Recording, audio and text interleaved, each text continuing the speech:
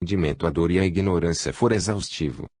Quando as atividades terminavam e o povo já buscava as suas casas, o mestre foi interrogado por fato zelota que se apresentava na condição de preservador da pureza da fé, falando em nome da lei e da religião, armado contra todos aqueles que se lhe não submetiam ao talante. Carcomido pela inveja, embora envergando a posição brilhante e rápida do destaque de que se viu objeto, ambicionava mais, e, cego na insânia, investiu, irônico e prepotente, desejando impedir a trajetória da Boa Nova, ou pelo menos submetê-la à diretriz da sua diminuta visão da realidade da vida e da soberania de Deus. Ameaçando o mestre, proibiu-o de falar e de agir, em nome das gentes de Israel, informando, colérico, que ele não atuava sob a direção do templo nem dos doutores de Jerusalém. Iludido, em si mesmo, blasonou as credenciais de que se dizia investido, e como não recebesse qualquer resposta, nenhuma reação do rabi, bateu em retirada, buscando a prisão dourada onde se encarcerava com outros poderosos enganados, a fim de trabalhar de esforço, perseguição. O Senhor sequer parecera notar-lhe a presença, não tecendo comentário algum. Naquele habitual intervalo da noite, reservado ao diálogo íntimo, Simão Pedro, com carinho e respeito, inquiriu o mestre, por que se resolvera pelo silêncio ante aquele que viera tentar dificultar-lhe a marcha. O amigo auscultou os sentimentos do companheiro, visivelmente emocionado, e respondeu: a boa nova é a mensagem do amor, sem peia nem fronteira, a Deus primeiro e ao próximo logo depois. Libertando o homem da ignorância, não o submete a outro homem em servidão nem mesquinhez, concitando o aprendiz ao respeito, à ordem e os deveres, nunca, porém, à dependência de aparentes autoridades, que a si mesmas se emprestam títulos que passam e posições que disputam com ferro e malícia, servindo à própria vaidade, esquecidas de servirem ao bem. Isoladas, exigem considerações que não tributam aos outros, evitando conviver com a dor, mergulhadas em elaborações confusas e pergaminhos a que atribuem exagerada importância, mas que o tempo gastará, quando deviam conviver com o padecer do seu irmão e trabalhar por amenizá-la. Refugiam-se e temem o contato do povo, porque o detestam, inseguras nos cargos brilhantes cujos alicerces se arrimam nas areias movediças da politicagem que o dominam. O discípulo do Evangelho é alguém que descobre a felicidade do serviço ao bem e ao amor, jamais temendo os fatos e enganados, estejam onde quer que se encontrem. Por amor avançam, às vezes, a sós, ligados ao Pai, nunca, porém, submetidos aos critérios das humanas paixões. Serão incompreendidos e acicatados, padecendo acirrados embates, que lhes moverão aqueles a quem não se submetam, no entanto, não lhes temendo nem lhes desejando servir, alcançando a meta, o divino fanal da fidelidade a mim, que os acompanharei sempre na soledade e nos sofrimentos que carpirem. Havia nas palavras do Senhor uma segura diretriz para os servidores do Evangelho em todos os tempos. Como Pedro, reconfortado, volvesse a questão dos que se levantariam, possivelmente, como chefes e condutores no futuro, o Senhor elucidou. Os que mais amarem, serão, naturalmente, os que seguirão à frente, porque estarão dotados de mais abnegação e força, eleitos pelo espírito de solidariedade e de renúncia, exemplos vivos e inderrogáveis da caridade. Muitos homens ambicionarão o poder espiritual, mediante as tenazes mundanas, perdendo-se a si mesmos e aos que se lhes submeteram na cegueira que os dominará. Os discípulos sinceros distingui-los-ão, não tombando nas redes e tramas que urdirão os astutos, exceto se deixarem também consumir fora da prece e longe da vigilância. Como identificá-los, porém, se serão semelhantes no ideal abrasador aos que estarão assinalados pela autenticidade? Volveu a cargo o companheiro, interessado. Jesus olhou as ondulações montanhosas do outro lado do lago sereno e arrematou. É natural que todo aquele que se movimenta no vale ou na planície ambicione galgar o monte. Muito justo que invista os mais fortes impulsos para lograr o acume da montanha, a fim de deslumbrar-se com a visão esplendorosa, ganhando a imensidade aos seus pés. Dignos de apoio são todos os nobres tentames para consegui-lo, sendo credor de ajuda para colimar o desiderato. Por esse afã todos se devem esforçar, porque a destinação da vida é a felicidade. Não obstante, quem alcançando o ápice da subida, se iguala ao fim no entusiasmo, deixando-se vencer pela soberba e sonha tornar-se o dono da montanha, procurando impedir a chegada dos outros. Claro está que não serve à verdade, senão a si mesmo. Equivoca-se, agride, teme e ameaça os que seguem na retaguarda, porém, vitimado em si mesmo, tombará no torvelinho das ilusões acalentadas, para despertar na horizontalidade do túmulo, mais tarde, sofrido e infeliz. A montanha do bem, quando conquistada, continua do Pai Criador para a felicidade de todos os que marcham estrada acima, nem gente luta da ascensão. Silenciando, distendeu o olhar pela noite agradável e fresca, enquanto o mar, varrido por ventos brandos, prosseguiria na sua cantilena, arrebentando ondas nas areias úmidas. O rebanho e o pastor. Do planalto de Bazã chegavam as notas exaltadas da multidão saciada, repercutindo pelas planuras e frinchas das rochas, até espraiarem-se pelas alturas do Esdrelon e das províncias humildes. Os gritos de exaltação, após a fome atendida, exigiam um rei para Israel, que impedisse a miséria, atendesse a dor, modificando as sombrias paisagens dos aturdidos painéis da alma humana. No alto, diante da massa agitada, quase agônica, Jesus experimentara uma grande compaixão. Pareciam, aqueles corações, ovelhas carentes, necessitados de um pastor. Tomado de ternura e compreendendo o impositivo do momento, dilatou-se em inexcedível misericórdia, colocando-se a atender todas as angústias e aflições dos atônitos participantes da tarde arrebatadora. O desafio que lhe chegara àquele momento definiria o ministério a que se daria integralmente em holocausto de amor. Indispensável, portanto, que a ocorrência a suceder ali marcasse profundamente a alma popular sofrida. Depois do compassivo atendimento ele se recolhera à oração, penetrando-se de paz decorrente da infinita comunhão com Deus. Sempre que a multidão buscava quase lhe exaurindo as forças inesgotáveis, fazia-se imprescindível buscar o Pai e nele aurir as energias do amor infinito com que atenderia a estude a alma humana.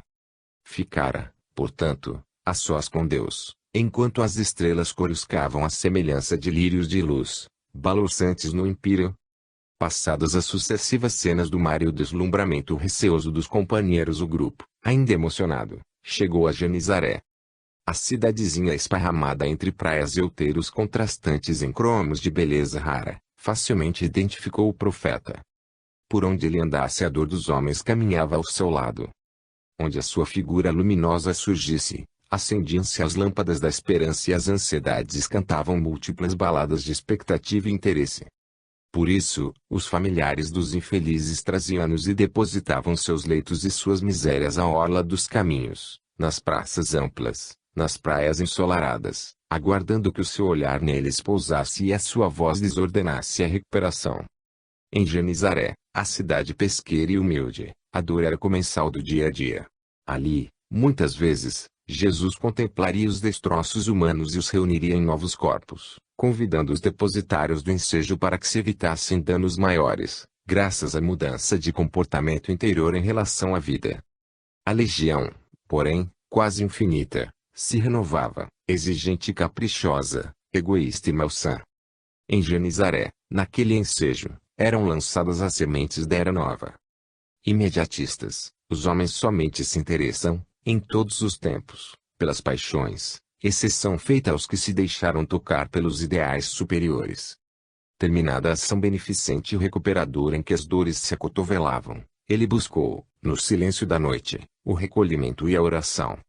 Convidados, Pedro e João acompanharam-no com o carinho de ovelhas brandas. Na mente inquieta do velho pescador bailavam interrogações que não conseguia sopitar. Utilizando-se da expressão de ternura e afabilidade que se desenhava no rosto do mestre, o pescador ansioso inquiriu, num misto de dor e desencanto: inicia-se um ministério, mestre, entre expectativas e sorrisos. As multidões se agitam e o fermento levê da massa. Alguns homens mais entusiasmados falam em revolução. Não fosse a tua discrição, a esta hora teria instalado um movimento que se irradiaria por todo o país, a fim de levar-te a Jerusalém, na condição de rei. Havia na voz do discípulo notas de amargura e cansaço. Estimulado, no entanto, pelo silêncio atencioso do amigo, prosseguiu: a princípio magoei-me com o teu afastamento no instante em que poderíamos dispor do povo, para a mudança de governo e de situação entre os humildes. Aqueci, irritado, ante as censuras espontâneas que espocaram entre nós, e no íntimo deixei que a mágoa me povoasse o coração. À medida que o tempo se foi passando, mudou-me a paisagem interior. A voz se lhe fizera quase apagada. Simão passou a mão calejada pela testa larga, suarenta, e tentando recompor a calma, prosseguiu. A convivência com os recém-curados e os novos enfermos que chegam de toda parte cansa-me. As tricas de disputas que já se estabelecem exaurem-me. Os comentários, apaixonados uns e outros receosos, desencantam-me. Os ódios estalam e as maledicências visam a diminuição dos valores reais de alguns companheiros para o banquete competitivo da insensatez, fazendo-me recear. Por fim, com voz quase sumida, explodiu, entre lágrimas. Não aguento mais, Senhor. A multidão cansa-me, as opiniões variadas perturbam-me, as lutas de paixões deperecem-me. Ainda, sequer não demos início à revolução do amor e sinto-me combalido, desanimado. Que fazer, Senhor? Compreendendo a funda amargura que se assenhoreava do companheiro frágil, o divino amigo inquiriu. Simão, quando a terra cansada se nega a produzir em abundância, que faz o agricultor? Aduba com fertilizantes, respondeu, seguro, o devotado colaborador. Quando as redes se rompem, ameaçando a coleta de peixes, como age o pescador? Reparas, atentamente. Quando o vaso precioso se parte, como procede o seu possuidor?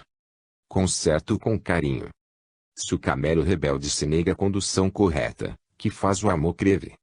Domestico com insistência, concluiu o discípulo sem saber aonde queria chegar o mestre. Disseste bem, Simão Traço, redarguiu Jesus. Aquele que ama e necessita do amor, ante a terra exaurida, as redes rotas, o vaso quebrado e o animal rebelde não se entrega ao desalento ou à deserção. Reúne as energias e habilidades procurando revitalizar, reparar, recompor, refazer. Assim deve ser em relação à criatura humana.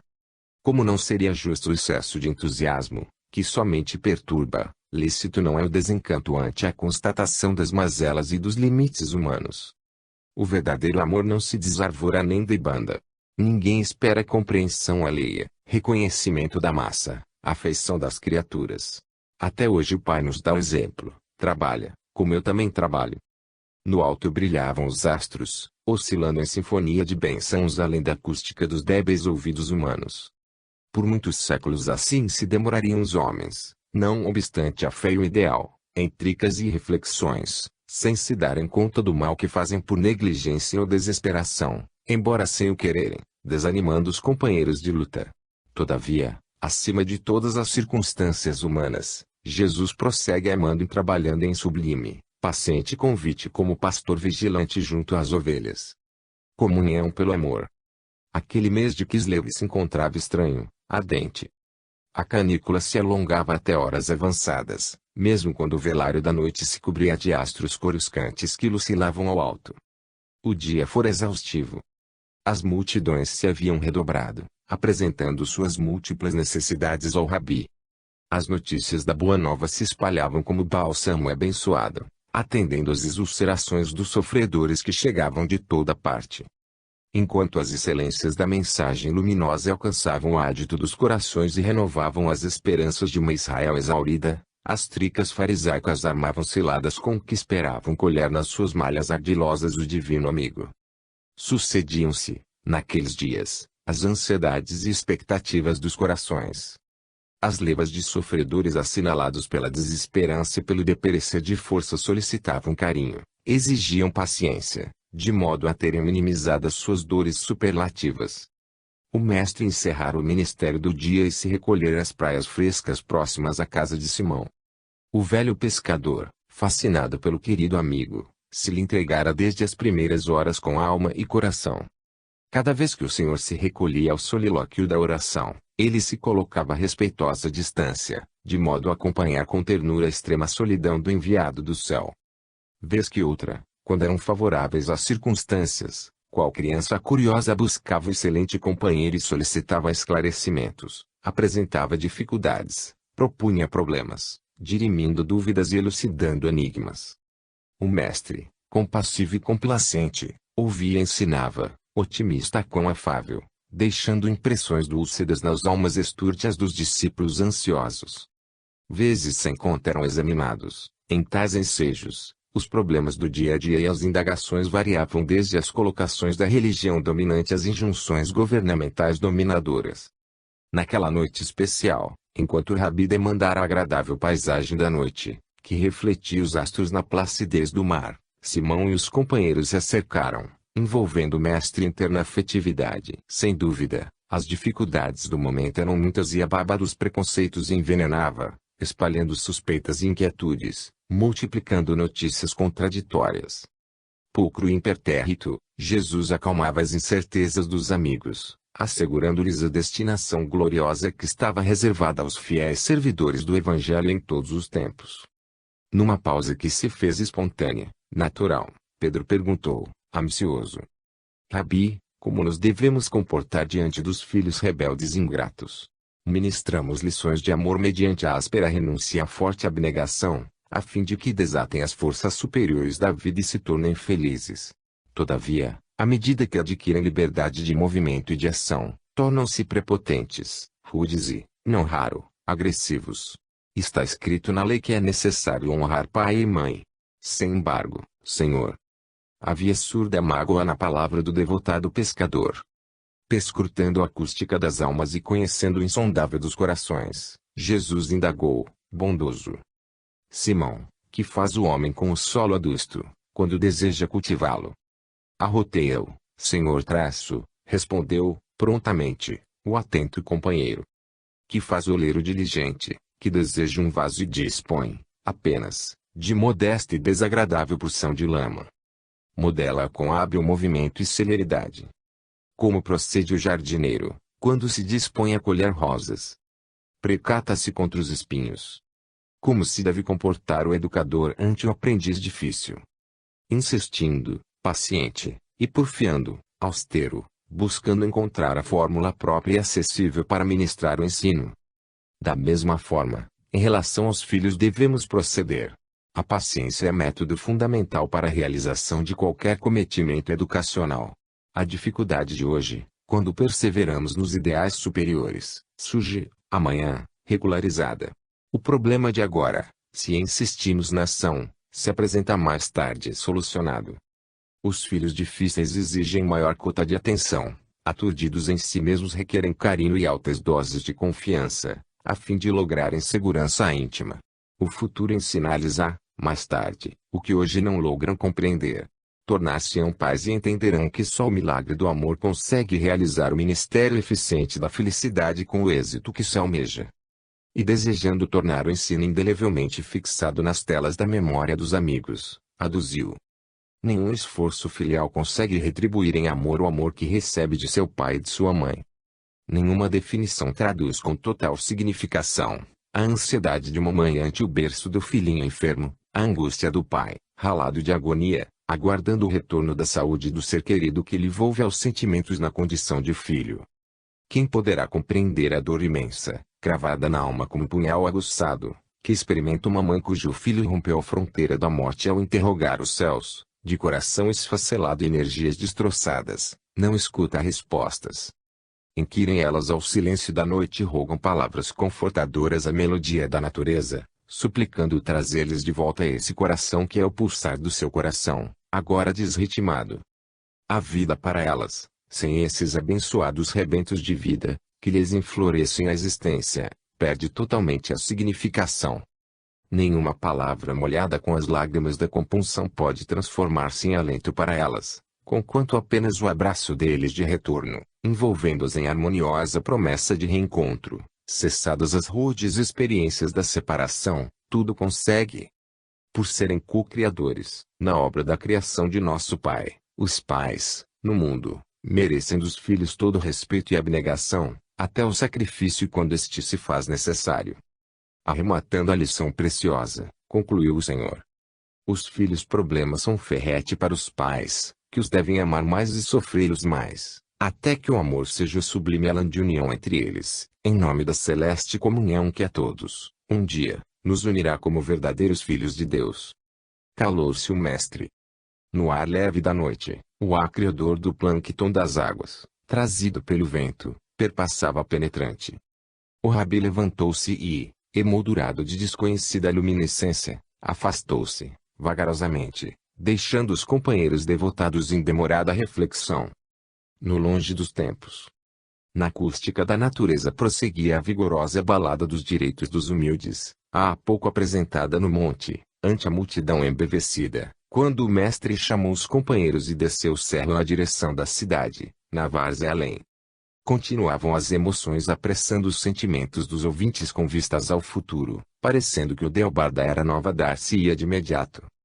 A música de felicidade permanecia em ritmo de júbilos e, no sudário estrelado da noite, as harmonias divinas confraternizavam com os limites da terra. Os discípulos, fascinados pelo conteúdo maravilhoso do Sermão das Bem-aventuranças, não cabiam em si de contentes, desejando agregar questões novas, ampliar entendimento, entretecer considerações. Utilizando-se de breve repouso do amigo, acercaram-se como crianças curiosas e obedientes, e, sem maior delonga, propuseram as interrogações que lhes bailavam na mente. Senhor, falaram pela palavra ponderada de Simão, pelo que podemos observar as alegrias reservadas nos seus aos que sofrem, na terra, poderiam ser trasladadas para o dia a dia dos homens, caso nos dispuséssemos à vivência dos ensinos ouvidos, desde hoje. Será possível acreditarmos na realização do reino de justiça e bondade, para os próximos anos da humanidade? Como seguiremos, as criaturas humanas, na direção do futuro, sob os suaves comandos do amor ou açodados pelos espículos do sofrimento? Havia uma ansiedade confiante que fulgia nos olhos desmesuradamente abertos do amigo, representante natural das inquietações gerais. Podia-se ouvir os anseios da natureza arrebentando-se em onomatopeias espontâneas. O Senhor relanceou o olhar pelo grupo emocionado, num sentimento de união, e, antevendo os longes do futuro, começou a falar. A sinfonia da montanha e a carta de libertação do homem que se fazia servo das paixões dissolventes, objetivando inverter a ordem dos valores vigentes e demonstrando que a vitória da vida se baseia na estrutura do ser que se renova e se supera, com os olhos postos na imortalidade.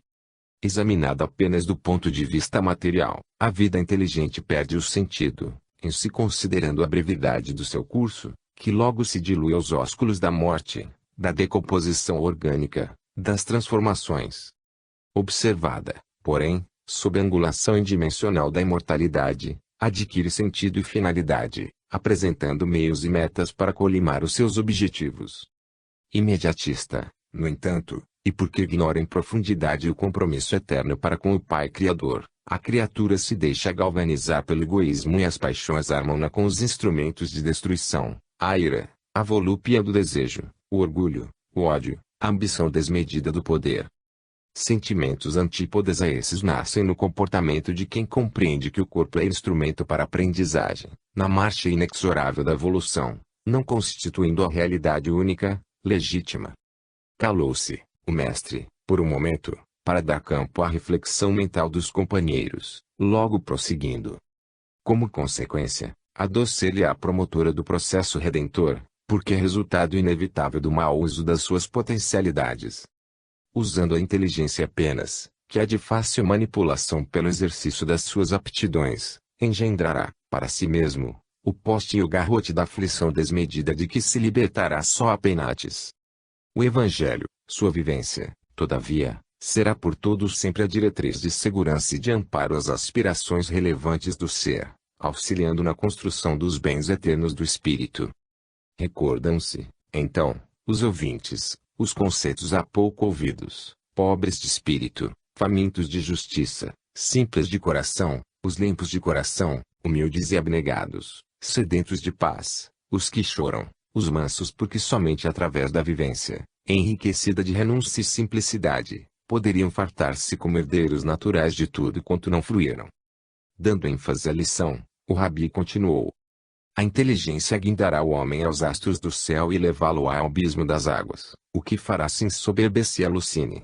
Com ela, conhecerá todos os quadrantes da terra, identificando as leis que regem a natureza, adentrando-se no mecanismo dos mistérios que por algum tempo o perturbarão. No entanto, porque fascinado pela própria argúcia, esquecer-se-á de amar, tornando-se vítima inerme de si mesmo, jactando-se de ser um novo Deus. Com o desamor, portanto, padecerá fome de compreensão e sede de amizade, conquistará o mundo e perder-se-á a si mesmo, vencerá os abismos das distâncias e caminhará a sós, separado dos seus irmãos, decifrará os enigmas de fora, afligido pelas perplexidades íntimas. Só o amor poderá libertá-lo da torpe situação, oferecendo-lhe braços à solidariedade e à ternura. O amor dá-lhe a visão de amplitude no que tange aos direitos que lhe decorrem dos deveres retamente cumpridos. O amor dulcificar-lhe-á as angústias, facultando-lhe ver a possibilidade de viver a felicidade pelo bem que lhe será lícito realizar, ampliando as dimensões sublimes da vida.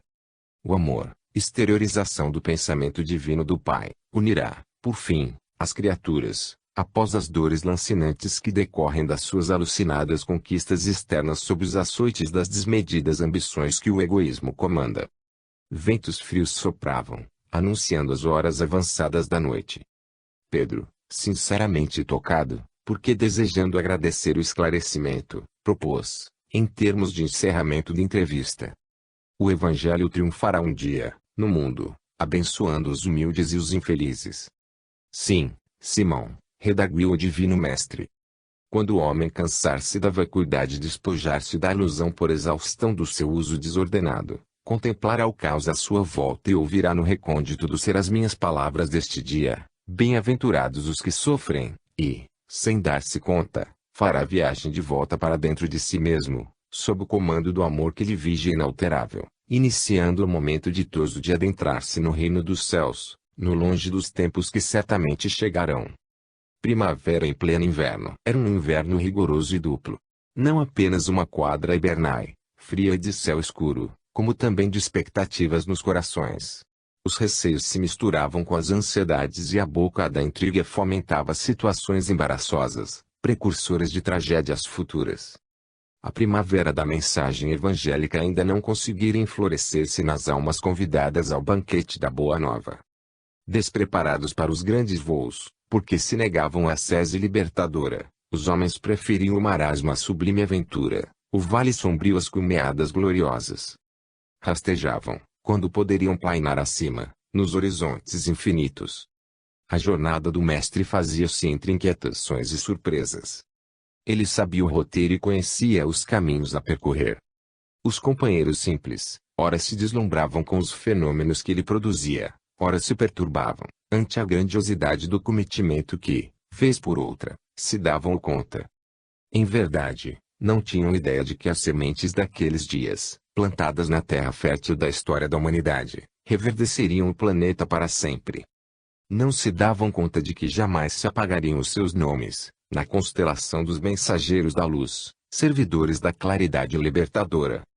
Aquele era um momento insuperável. Eram dias não mais repetidos em todos os outros dias do futuro. Há instantes que são eternidades no tempo e infinitos no espaço. E aqueles, eram esses instantes. A luz da verdade cindira a treva para sempre. A palavra, a obra estavam lançadas. Iniciavam-se as bases, os alicerces da nova civilização. O reino se fazia conhecer e os seus ministros, no entanto, careciam da indispensável lucidez para melhor explicá-lo e vivê-lo. Possuíam as credenciais, porém as ignoravam.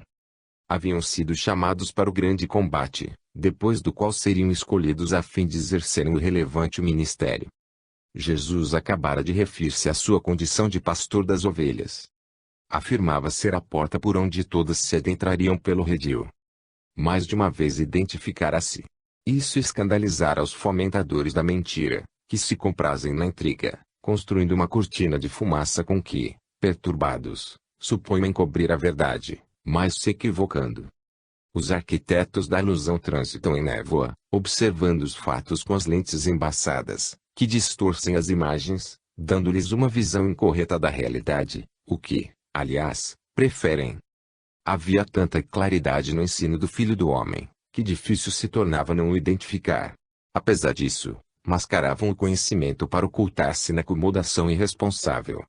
Aquela quadra invernosa poderia ser primavera para as almas, no entanto, tornava-se prenunciadora de borrascas irreversíveis para o futuro. A verdade é luz que, não dosada, cega. É claridade, mas pode conduzir às trevas. Pão, se não digerido, enferma. Linfa, que não absorvida com cuidado, afoga. Licor, cuja quantidade deve ser equilibrada, a fim de não embriagar. Para conhecer a verdade basta possuir olhos de ver e ouvidos de ouvir. Para senti-la e vivê-la, são necessárias maturidade e preparação. A avidez excessiva prejudica tanto quanto a indiferença quanto mais. Jesus o sabia e por isso ensinava com método, alimentando as almas com parcimônia, ele que se fazia abundância. Não obstante, a sua fortuna de amor, mesmo quando doavam migalhas, esparzia recursos excessivos. Vez por outra falava para o futuro. A semente de vida eterna deveria ser plantada de uma vez. O gesto audaz, irreprimível, chocava a conivência social e religiosa. Abraçados aos interesses transitórios, os seus empertigados representantes sentiam-se no dever de impedir a luz. Detentores das coisas, detinham-se atados a elas. Embriagados pela presunção de que davam mostras, pensavam conduzir as rédeas do veículo do progresso, obstruindo a estrada do futuro ou domando os fogosos corcéis do amanhã. Inevitavelmente, tombavam em desastres clamorosos, já que ninguém pode deter o carro do sol. Provocadores com insensatos, tumultuavam a turba que os incensava em sua loucura, alimento de que a vaidade necessita para sobreviver. A mesma multidão que um dia se atirou contra eles, os fomentadores da miséria moral, social e econômica. Jesus os conhecia e não os temia. Eles conheciam a Jesus e o temiam. A sombra se dissipa com a luz. A fraude receia a sua evidência. O engodo se atemoriza ante o fato. Assim, prossegue nestes dias. Por enquanto, se demorará em tais condições. Os homens aparentam querer a verdade, que disfarçam. Dizem amciá-la e adiam o momento de se identificarem com ela, porque a temem. A verdade impõe mudança de comportamento moral. Mata a ilusão. Os que estão distraídos têm dificuldade em adaptar-se à vida nova. Muitos gostariam de conciliar as situações que são opostas. Por não lograrem o intento, combatem os que são instrumentos da mensagem. Detêm-se realizados. Fecham os olhos e creem que é noite. Confundem-se e pensam que lhe impedem o avanço, que lhes parece ameaçar a posição que reconhecem falsa. Demorada é a tarefa de revelá-la ao mundo e sabê-la triunfante. Jesus não se afadigava.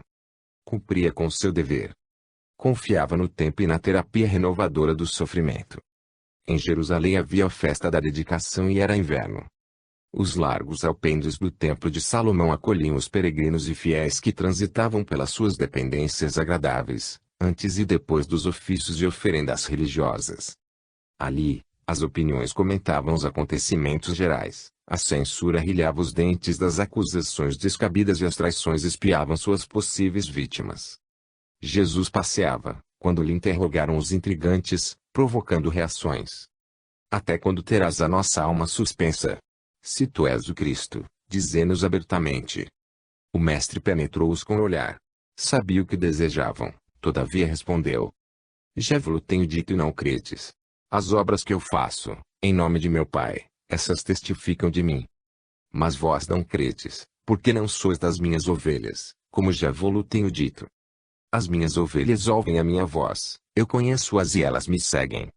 Dou-lhes a vida eterna e nunca hão de perecer. Ninguém as arrebatará de minha mão.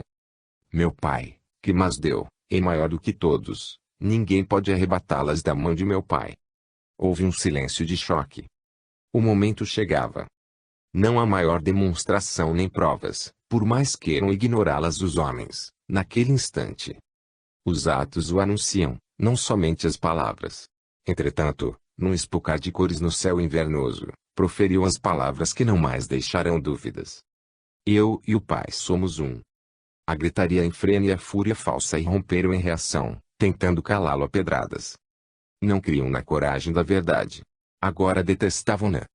Já não a ignoravam e não poderiam fugir-lhe à presença, que lhes fustigaria a consciência a partir de então. O Filho representava o Pai que está nele.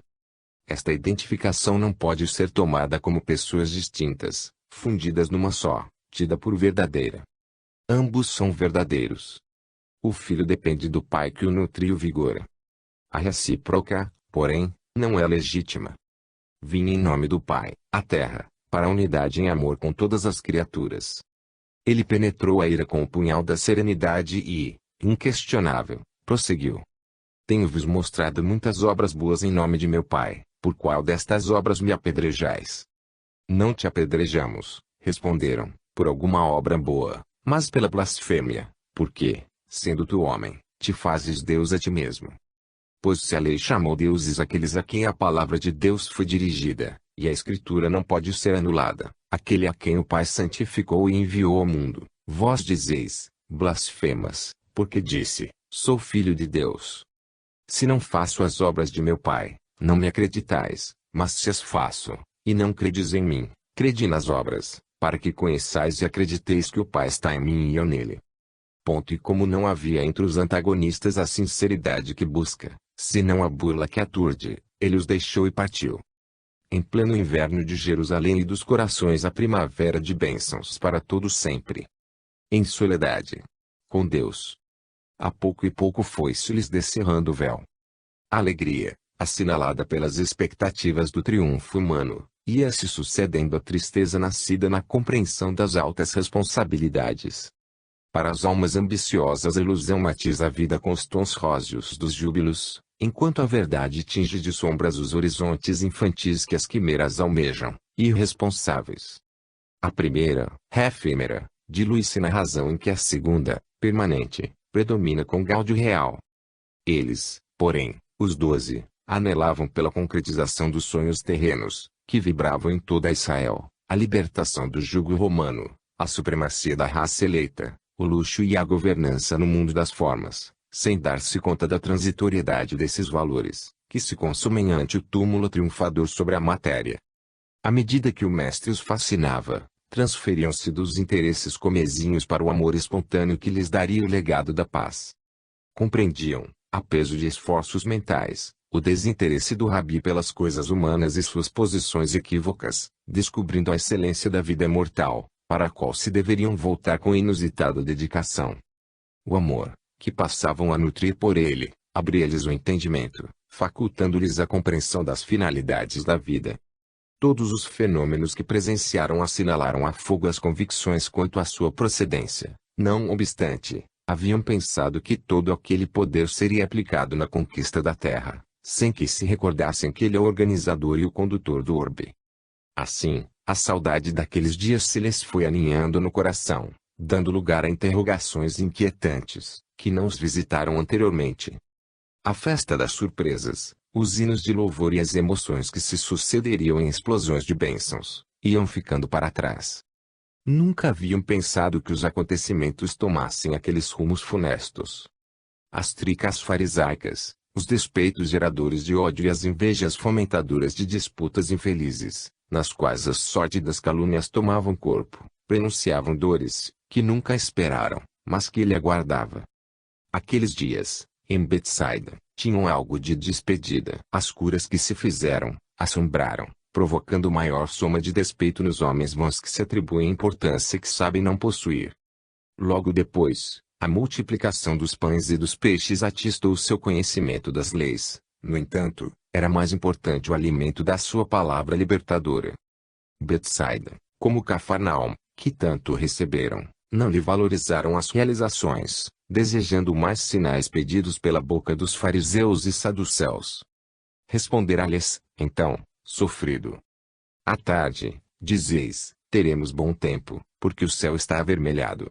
Pela manhã, exclamais, hoje teremos tempestade, porque o céu está de um vermelho sombrio. Sabeis, na verdade, discernir o aspecto do céu, e não podeis discernir os sinais dos tempos. E com severa admoestação concluir a sua resposta. Uma geração má e adúltera pede um sinal, e nenhum sinal se lhe dará. Os homens pigmeus gostam de perturbar os gigantes. Os que são infelizes morais invejam a paz dos justos. Adúlteros desejam o que não merecem, exigem provas e sinais do que se negaram a ser, honrados. A maldade urde planos contra a inocência. O lobo tem motivos para justificar a caça ao cordeiro. Os homens-lobo estão sempre armados, dentes rilhados, prontos contra todos os que não afinam com os seus instintos. Jesus era o cordeiro, pela mansidão e bondade, deveria sofrer o sacrifício. O sanha, porém, dos algozes, não se aplacaria. Infelizes, em si mesmos, não se encontram, senão, quando a dor os obriga ao mergulho interno, onde se detêm largas aflições. Vencendo as terras da Gaulonítida, nas regiões da Bataneia, atravessaram o sinuoso Jordão, amparado pelas árvores frondosas da orla verde e branca, em cujas copas chileava a passarada e sob cuja sombra os animais e os homens vinham dessedentar-se. O último trâmite fora realizado em silêncio mortificador. Sabiam, pelo que haviam depreendido das muitas palavras que ouviram, que não seguiriam com ele de imediato. João Batista partira em holocausto de fé. A verdade paga alto preço para sobreviver no mundo. Imaginavam, então, o que lhes sucederia depois que ele partisse. Faltava-lhes astúcia para enfrentar as ciladas dos maus, esquecendo-se de que adquiririam sabedoria, que é mais importante. Sofriam, desde já, por amor. Este é o padecimento que eleva, liberta e felicita. Agora adentravam-se na experiência profunda da Boa Nova. Até então estiveram no lado externo da revelação, passando, porém, a integrar-se nela. O Mestre percebeu-lhes a angústia e os identificou em real crescimento. O parto da verdade se processava através das dores naturais de qualquer nascimento. Eles despertavam e morriam as ilusões, para que o sentido real da vida assumisse o lugar que lhe competia. O desaparecer da ambição terrena significa surgimento da vida espiritual. Enquanto os 12 esperavam os triunfos humanos, a zafama era grande, na sucessão dos eventos que escorriam com os dias céleres. O seara da esperança repletava-se de infelizes que recobravam a saúde, nem sempre se renovando para a vida. Agora, no entanto, havia receios entre eles, indagando-se quanto ao próprio destino.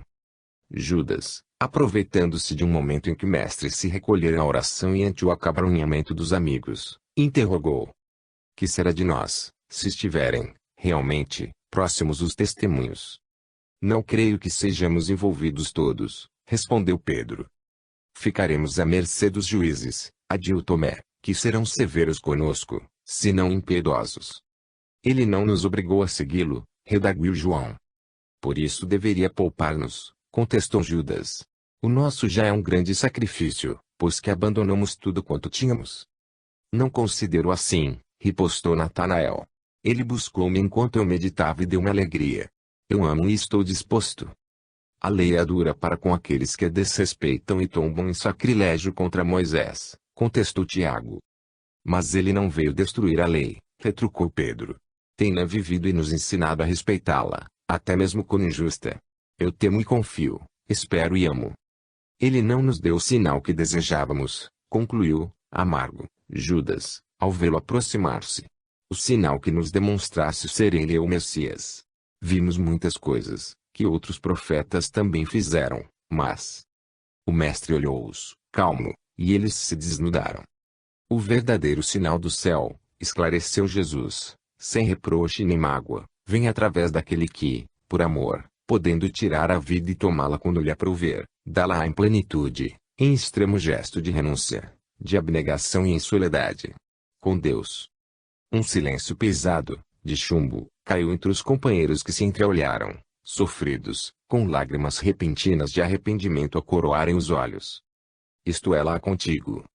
As colinas áridas, de calcário cinza, faziam a moldura além dos muros de uma cidade áspera e rígida em que a natureza e os homens apresentavam-se com as mesmas características, dureza e desolação. Aqui longe, raros bosques de oliveiras e ciprestes audazes contrastando o verde escuro em manchas de sombra agradável com o solo agreste, pedroso, onde, de raro em raro, a balsamina e os cardos medram. Numa das baixadas, a nascente de Siloé, refrescante, alongada em corrente tranquila, é a fonte generosa e abençoada, representante da vida. O templo, erguido por Zorobabel após a anterior destruição, demonstrava o orgulho da raça, que padecia uma forma de rude e infeliz cativeiro nas hábeis garras da águia romana. Em extremos opostos, os palácios de Herodes Antipas e de Caifás, ostentando luxo e exalando o bafio pestilencial das lutas político-religiosas, sob o olhar atento da Torre Antônia, nas cercanias da opulenta residência de Pilatos. As ruelas calçadas e estreitas apertavam-se, como os corações temerosos que necessitam de apoio, onde são escassas a confiança e a amizade, a paz e a bondade. A fé religiosa convertera-se, então, em recitativos exaurientes e monótonos com movimentos rítmicos da cabeça e do corpo, ocultando os sentimentos reais e disfarçando, pela aparência, a falta de uma atitude mental e emocional correta. Os jogos dos interesses subalternos predominavam, dando asas à astúcia e à desonestidade que campeavam, em detrimento da honradez que já não existia. As oferendas religiosas variavam de acordo com a intenção ou liberação do erro, de cuja responsabilidade se desejava eximir o crente, variando desde os pequenos holocaustos com aves, a animais de maior porte ou de gemas preciosas e metais nobres trabalhados. Supunha-se que o dinheiro a tudo comprava e vendiam-se compostura, fidelidade, afeição, vidas. Não seria, pois, de estranhar, que Jesus nunca passasse uma noite na orgulhosa e estranha Jerusalém. Quando ali se encontrava, no ministério da mensagem, retirava-se de dentro dos seus muros e procurava, para o repouso, a casa gentil dos seus amigos de Betânia, Marta, Maria e Lázaro, ou se acolhia na parte externa, no Getsemane, à sombra acolhedora das velhas oliveiras sob o zimbório da noite estrelada. Naquela cidade, sofrida e impiedosa, onde os falcões vigiavam as pombas e os lobos as ovelhas, para as exterminar, sabia ele, dar-se o seu luminoso testemunho, aquilo para o que viera. Antes, era necessário semear o amor e a esperança, a harmonia e a coragem a fim de que o sangue do seu holocausto sustentasse, por todo sempre, as débeis vergonhas que despontassem nas plantas nascentes que o seu amor faria germinar. Jesus esperou e preparou-se para a sua hora. As festas da Páscoa atraíam os fiéis que chegavam de toda parte. Deveria ser nessa época. As testemunhas levariam, por todos os lados, as notícias da morte e da vida. O silêncio da paixão e a alvorada da ressurreição comporiam o livro da perene conquista da felicidade.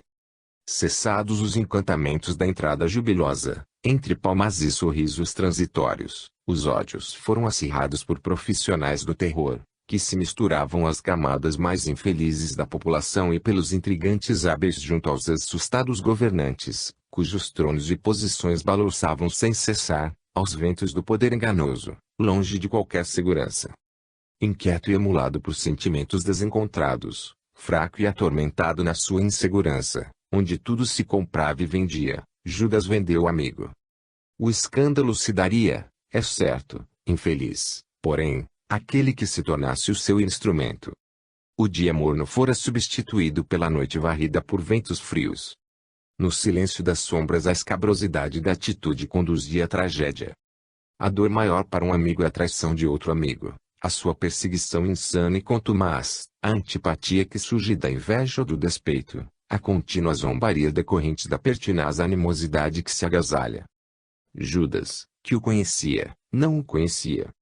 O amigo que agride, maltrata, desconhece a bênção da amizade. Aquelas eram circunstâncias cruéis, momentos aqueles inquietantes. Em tais oportunidades revelam-se as criaturas, assumem os homens as suas reais posições. Cada um é o que apresenta, no instante grave, quando se destravam as represas íntimas que disfarçam comportamentos e dissimulam condições. Pelos caminhos do crescimento espiritual sempre estarão os dípticos morais, surgindo e desaparecendo nas almas, modelando-os na fornalha da aflição e nos temperos da bondade. Nenhuma anestesia que não passe, como emoção alguma que não cesse. Observando a condenação do amigo, Judas tombou no poço dos remorsos, a consciência despertou. Pela tela da imaginação volveu ao passado. Desfilaram os momentos, que se faziam eternos, quando a comunhão do amor penetrou. Aturdiu-se mais e era tarde. Volveu ao santuário onde consumara a traição e disse da sua dor, do seu arrependimento, desejando recuperar-se. Os compradores frios zombaram. As suas rogativas produziam diatribes de revolta. Pequei, disse entre lágrimas, traindo o sangue inocente. Que nos importa, redarguíram, impiedosos, isto é lá contigo. Arrojadas as moedas ao solo, fugiu, prosseguindo no rumo da outra loucura, o suicídio. Consumado o ato infame da traição, os sacerdotes, ávidos e inditosos pela ganância, tomaram das moedas, do piso recolhidas e creram nas indignas do tesouro do templo, esquecidos de que o dinheiro é sempre neutro. Compraram uma vida, aquelas moedas de prata que levaram ao suicídio outra vida. Aplicaram-na, então, astuciosos, na aquisição do campo do oleiro, que foi transformado em cemitério para forasteiros. A dureza do solo de Jerusalém, a cidade tida por sagrada, resultava, de algum modo, daqueles que habitavam. O coração é a terra do homem. O pensamento é a semente. A ação é o seu fruto. Respira-se no clima que se fomenta no íntimo. Jesus nunca dormira antes, dentro dos muros de Jerusalém. E hoje, cidade santa para os judeus, para os cristãos e para os muçulmanos, o comércio das quinquilharias confunde-se com os cânticos e preces recitados nas igrejas, nas mesquitas, nas sinagogas e no Muro das Lamentações, entre paixões de armas em punho divididas pelos ritos das várias ortodoxias, onde, certamente, o amor não se encontra. Jerusalém. Amanhecer da ressurreição. As horas transcorriam pesadas e lentas entre as sombras das saudades. Não obstante fossem dias de luz, apagaram-se as claridades da esperança e os júbilos murcharam nos corações oprimidos pelas dores superlativas. As sombras que mantinham os discípulos em amargura, defluíam do remorso, da mágoa, da dor ante o espetáculo inesperado, que culminara na tragédia do Gólgota. Vencidos aqueles momentos rudes, atordoantes, insinuaram-se-lhes e neles se agasalharam as angústias e os arrependimentos. Subitamente perceberam imensa, a falta impreenchível que Mestre lhes deixara nos sentimentos. Assustados, na simplicidade de que eram portadores, homens de condição humilde deixaram-se ali ficar, alguns na residência da família Marcos, outros na Betânia e os demais em casas amigas, atemorizados. Não saberiam dizer por que permaneceram em Jerusalém. O ideal teria sido o retorno aos velhos sítios e às suas lembranças, aos lugares onde foram felizes com ele. Jerusalém era a cidade de todas as amarguras, da traição, do medo, das negativas. No entanto, um estranho sortilégio mantinha-os ali, como que aguardando não sabiam o que. O mestre falara que volveria 3 dias depois de morto. Eles criam, mas já não sabiam em que acreditar. O medo é algoz impenitente, que oblitera a razão e anula a claridade mental. O remorso é vermina que vence cruelmente por dentro a consciência culpada e esses terríveis adversários maltratavam-nos sem trégua. A paisagem de horror da tarde ensombrada, em que ele fora sacrificado, não lhes saía da mente. Macerado, em abandono pelos melhores amigos, ele não se defendera, não se queixara e permanecera estoico até o fim. Agora, que o recordavam, percebiam a dimensão da ingratidão de que deram mostras. São lentas as horas da aflição e do arrependimento, quanto são rápidos os minutos da alegria. A cidade se apresentava tensa. As conversas eram rumores e as consciências eram cavernas onde se homiziaram a covardia e os receios injustificáveis. Anás e Caifás, Pilatos e Herodes sentiam o ar pesado, após a consumação do crime organizado. Jerusalém jamais olvidaria aqueles dias e dificilmente se recuperaria deles. Na alva do primeiro dia da semana entrante, Maria de Magdala, Joana de Cusa e Maria de Cleófas resolveram levar bálsamo e óleos à sua sepultura. Vieram do lado oposto ao Calvário. Atravessaram o Jardim das Oliveiras, enquanto a face luminosa da manhã suavemente vencia a noite demorada. Desceram o vale e galgaram a encosta dos muros da cidade velha e os contornaram até defrontarem o Monte da Caveira. A visão do local do sacrifício chocou-as. O vento frio da madrugada levantava-lhes os véus e desnastrava os cabelos. Os corações perderam o ritmo, face à dor e ante as expectativas do que ocorreria. Temiam e ansiavam. Experimentavam uma sensação especial e receavam, avançando, porém, prosseguindo firmes, contornando as muralhas altaneiras, chegaram ao sepulcro novo, que José de Arimateia oferecera para que ele ali fosse inumado. Ao adentrarem-se na antessala da caverna feita para as despedidas, viram um ser angélico que as informou da ocorrência. Na parte inferior da sepultura estavam os panos que o cingiram e vazia a cova silenciosa. Susto e angústia dominaram-nas naquele momento grave. Maria de Magdala, saindo, a chorar, interrogou o jardineiro que cuidava das rosas silvestres e do local. Para onde o levaram? Ele voltou-se. Todo em luz, tangível e vivo, o mestre sorriu. Rabuni. Mestrezinho. Maria. Ainda não fui a meu pai. Avisa aos companheiros para que sigam a Galiléia onde os encontrarei. Toda a orquestração da felicidade mordurava aos seus ouvidos a música dos júbilos, trazida de longe esfera. As duas outras mulheres desceram na direção da cidade e cientificaram a Pedro e a João que se apressaram em testemunhar o acontecido. Ofegantes, chegaram ao túmulo e o defrontaram sem os guardas, a pedra de entrada rolada e a cobertura afastada. Os panos ao abandono e o lenço que lhe cingira a cabeça estava dobrado cuidadosamente, parecendo manter as vibrações da sua face. Olhos nos olhos, sorrisos em cânticos e a confirmação do triunfo após a morte, os dois discípulos exultaram com o peito túmido de emoções superlativas. A ressurreição incontestável era o selo da sua legitimidade, após as lutas que o túmulo não encerrara. Ressurreição e vida numa sinonímia profunda. As esperanças consolidaram-se. O medo cedeu ao desejo do sacrifício. Seu aparecimento, reiteradas vezes, arrancando os amigos das algemas humanas das próprias fraquezas, era o prólogo da realização de cada discípulo que, então, sairia em testemunho da verdade, fixando na memória dos séculos a grandeza do Mestre. Sem temerem a morte, nem os suplícios, eles se multiplicariam pelo mundo como pólen bendito, reverdecendo a terra árida dos corações. Hoje, quando os rumores de calamidades se transformam em triste realidade, a evocação da vitória da vida sobre a morte e a mensagem da ressurreição faz-se vida, os discípulos do Evangelho restaurado tornam-se os mensageiros intimoratos da esperança, em nome da fé sem jaça. Almas do mundo em aturdimento. Parai na faina alucinada, na correria desenfreada e escutai a voz do Mestre, repetindo as bem-aventuranças. No clímax de todos os conflitos, ouvi-lhe as promessas e parai a meditar. Se, todavia, parecer-vos tarde demais para estancar o passo ou retroceder na marcha, confiai, porque mesmo morrendo, ressuscitareis para a vida eterna. Já não há morte. O Espírito libertou da carne a vida e sem a matéria prossegue sem cessar. Em Atenas, a indiferença. O insigne apóstolo dos gentios anelava pela felicidade de pregar, em Atenas.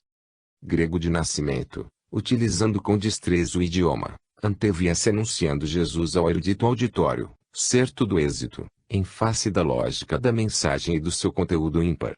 Testemunha da ressurreição do Mestre, desde o momento inovidável das portas de Damasco, aprofundara reflexões sobre os ensinamentos plenos de estoicismo superior, de onde retirava esplêndidas ilações filosóficas para uma perfeita integração no espírito da vida. Parecia-lhe fácil conquistar almas para o redil do Evangelho.